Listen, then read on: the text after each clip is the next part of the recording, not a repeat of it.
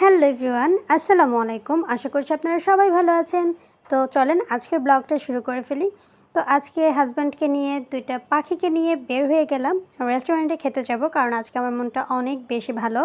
তাই সব কিছু অর্ডার দিয়ে বসে আছি খাবারের জন্য। ভাইরে ভাই, খাবারের জন্য অপেক্ষা করা যে কত দুষ্কর সেটা আমার মতো হয়তোবা আপনারা সবাই কম বেশি জানেন।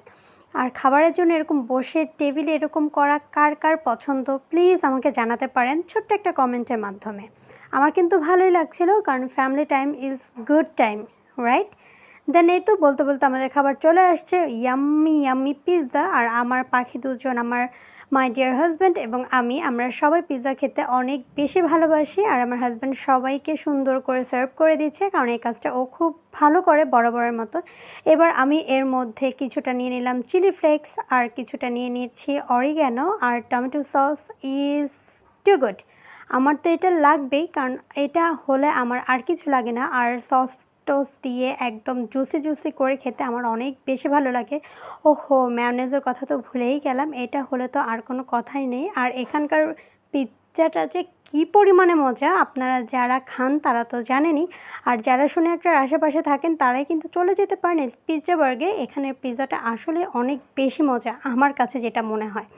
আমি আরও অনেক জায়গা থেকে পিৎজা খেয়েছি, বাট ওগুলোর থেকে কেন যেন আমার এখানকার পিৎজাটা অনেক বেশি মজা লাগে।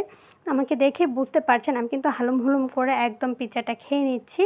আলহামদুলিল্লাহ। এই যে আমার পাখির খাওয়া শেষ, আরেকজন বসে বসে একটু গল্প করছে। দেন আমি ভাবলাম একটু ভিডিও করে নিই। এখানে সবসময় অনেক ক্লাউড থাকে, ফার্স্টের দিকে অনেক ক্লাউড ছিল, এর জন্য তখন ভিডিও করতে পারিনি। এখন একটু ফ্রি ফ্রি মনে হচ্ছে।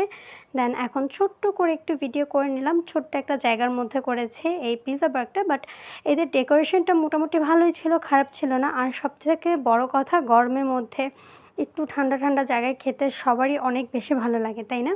যাই হোক, এখানে আমিও ছোট্ট করে একটু ভিডিও করে নিলাম। কেমন লাগলো প্লিজ কমেন্টে জানাতে পারো। তো আজকে এখানেই বিদায় নিচ্ছি। দেখা হবে পরবর্তী কোনো ভিডিওতে। সে পর্যন্ত সবাই ভালো থাকবেন, সুস্থ থাকবেন। আর আমার এই ভিডিওটা কেমন লাগে প্লিজ কমেন্টে জানাতে পারেন।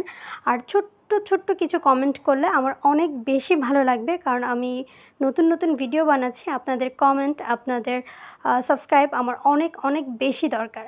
তো এখানেই বিদায় নিচ্ছি। দেখা হবে পরবর্তী কোনো ভিডিওতে। সে পর্যন্ত সবাই ভালো থাকবেন, সুস্থ থাকবেন। ভাল লাগে নীলচেরি ব্লগের সাথেই থাকবেন।